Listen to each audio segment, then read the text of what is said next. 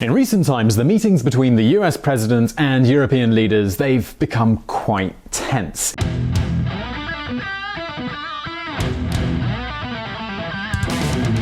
The NATO summit, which took place in early July of 2018, has been pretty good proof of that, and it's left some questions on the table. Is Donald Trump right when criticizing his European partners? Are the European NATO countries taking advantage of the United States Army? And perhaps most importantly, should Europe have an army? Well, listen up.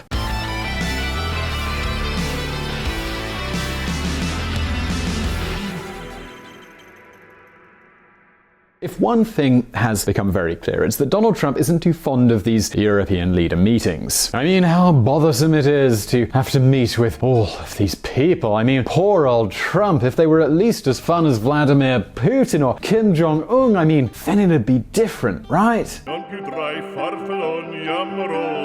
It's an honor to be with you. Thank you. Thank you.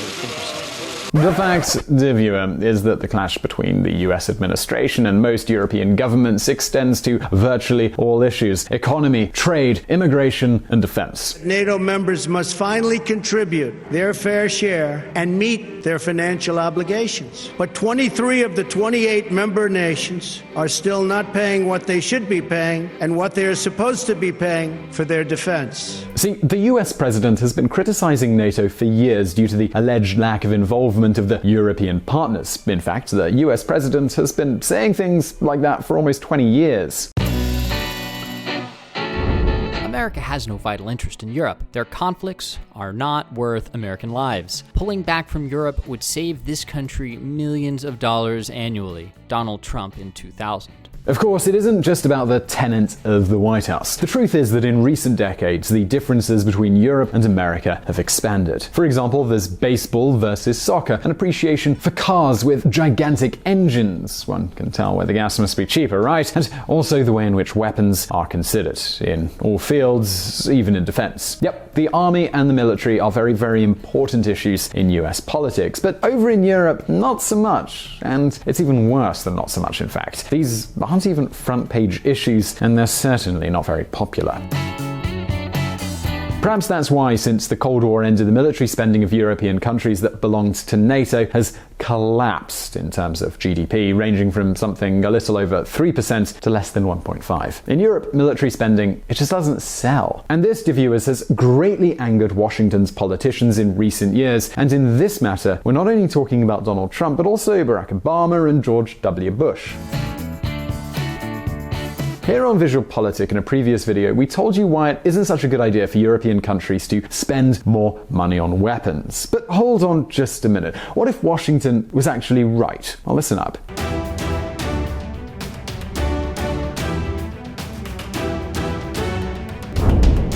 What if Washington was right? Here's a question for you, and as I always say, please don't Google it because that's cheating. Do you know how many soldiers the European NATO countries have in total? Well, I'll tell you, it's approximately 1.8 million soldiers. However, of this number, only 30% can be deployed in the case of a conflict, and only 50 to 100,000 can be deployed sustainably and for greater lengths of time. And folks, in general, the European armies, they've got many operational problems. Yep, it's true they do spend a lot of money, but their governments, most of them, don't really care very much about the results. We can, for example, look at Germany, a country that in 2017 had a military budget of approximately $45 billion. That is, it has one of the top 10 largest military budgets of any country.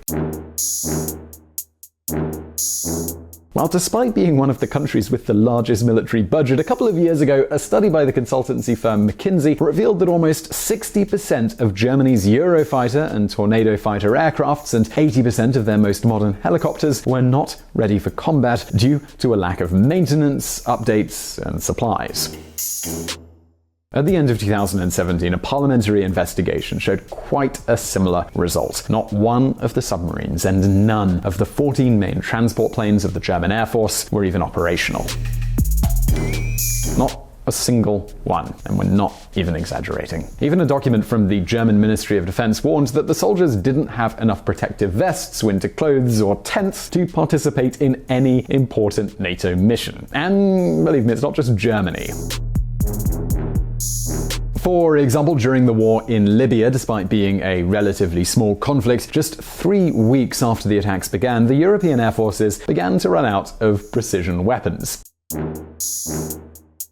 In other words, governments spend large amounts of money on weapons programs, and they've hired many soldiers, but that doesn't really matter when it comes to the day-to-day operations. And that's how we end up with news like this.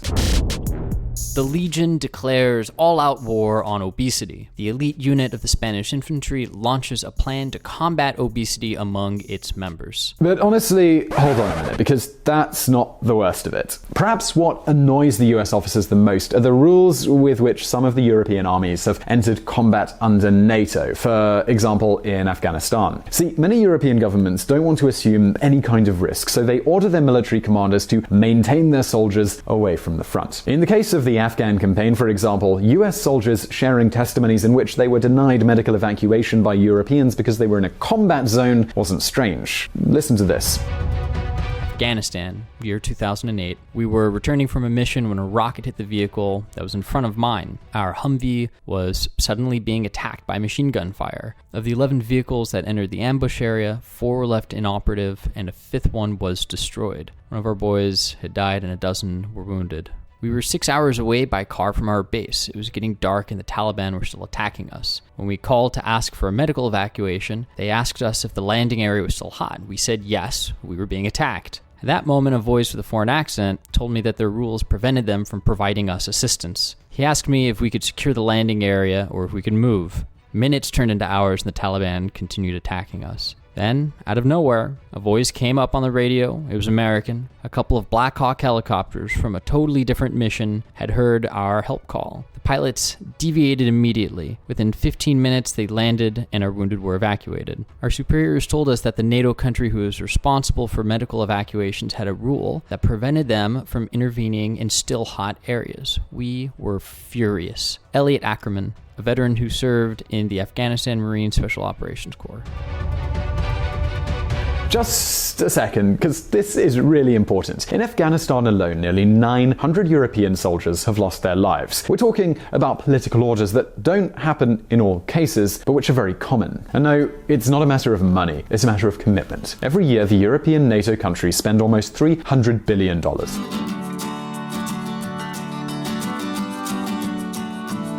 That is, together they have the second largest military budget after the United States.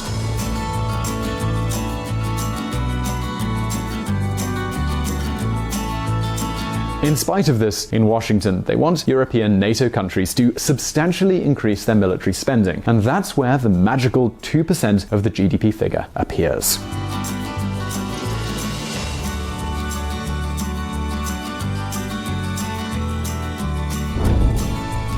The 2% myth.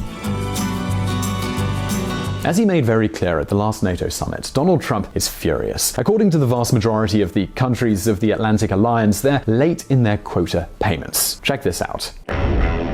Many countries in NATO, which we are expected to defend, are not only short of their current commitment of 2%, which is low, but are also delinquent for many years in payments that have not been made. Will they reimburse the US? Well, one of two is true. Either he's saying this because he has no idea, or he's saying it because he wants some electoral points by, of course, fooling the voters. Because let's be clear, this entire late payments thing has no point of reference. See, 2% is a military spending objective from each country for its own army. It has nothing to do with NATO payments or anything like that. That is, if a country spends less, it doesn't owe anything to NATO, the United States, or anyone else for that matter. But the fact is that in 2014, after a lot of pressure, Barack Obama managed to get the European NATO countries to commit to substantially increasing their military budget to reach 2% of their GDP by 2024. And precisely due to that commitment, Europe is the region of the world where military spending is increasing the most. Check this out. Yes, you know that later Trump and especially his supporters will say that this was all thanks to him, to his magnificent negotiating skills. However, even if military spending increases, it probably won't actually change anything. First, this 2% figure, it's a random number which could be reached simply by raising military salaries or cheating in all kinds of other ways. Greece, for example, is one of the few countries that complies with this, and it spends 2.36% of its GDP, but a large part of that budget is used to pay for military pensions. And even most of their investment in military equipment is geared towards defense against Turkey, which is another NATO member country.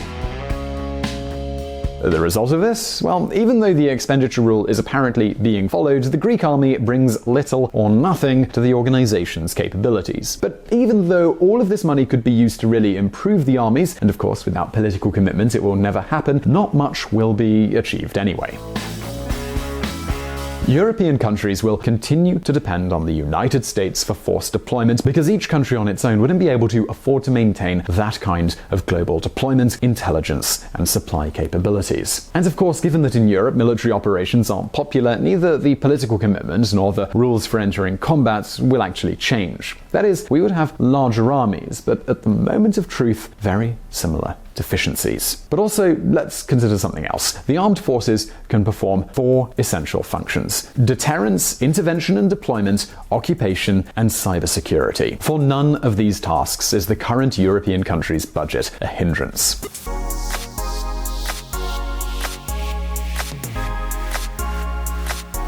To fight terrorism or quickly deploy somewhere in the world and face a special situation, you don't really need multiple aircraft carriers, that is, redundant forces. It's much more important to be able to deploy quickly and manage a conflict.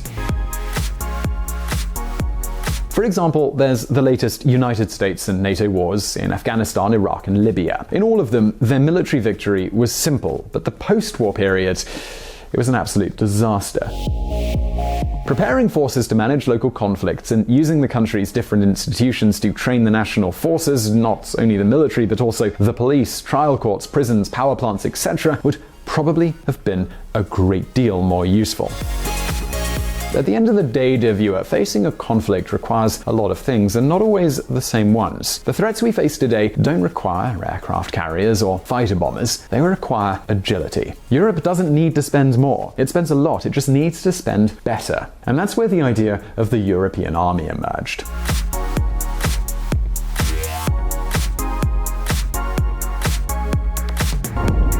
PESCO, a European army?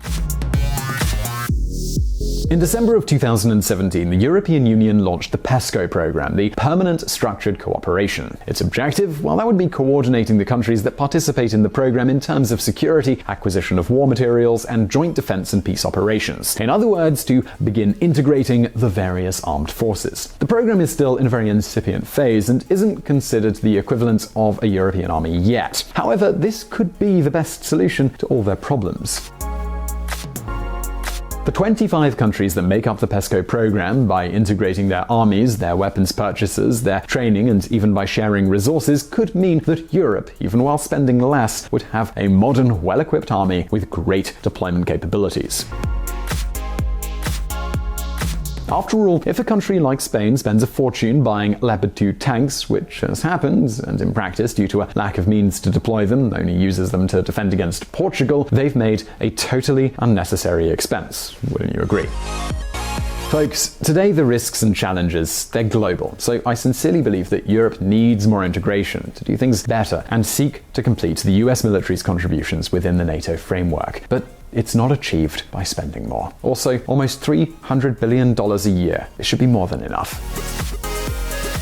But now it's your turn. Do you think Europe should develop its own army? Well, leave your answer in the comments below as well as in this survey, and I really hope you enjoyed this video. Please do hit that like button if you did, and don't forget to subscribe for brand new videos. And don't forget to check out our friends at the Reconsider Media podcast as well. They provided the vocals in this episode that were not mine. Also, of course, this channel is made possible because of Patreon and our patrons on that platform. Please do consider joining them and supporting us in our mission of providing independent political coverage.